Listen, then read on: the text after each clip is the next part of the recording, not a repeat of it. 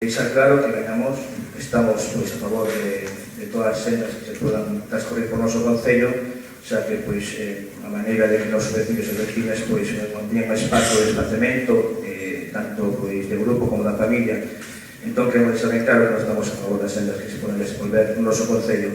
O que si non estamos xa na aprobación inicial, só deixamos ben claro que estamos en completamente desacordo cas formas que está facendo pois, o goberno do PP para levar adiante pois, este trámite. Un trámite que para nada se ten en conta pois, os afectados, atropello e desinformación. Iso que pedos, iso e como traballar vos cos vecinos.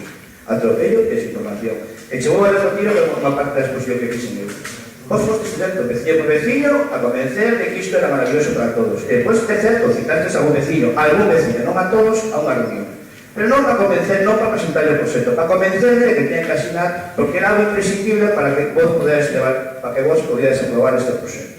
E os vecinos de información que tiveron foro porque se preocuparon en buscar información. E onde buscaron esa información? Pois na página confederativa biográfica que está basada desde o mes de novembro exposto ao proxecto.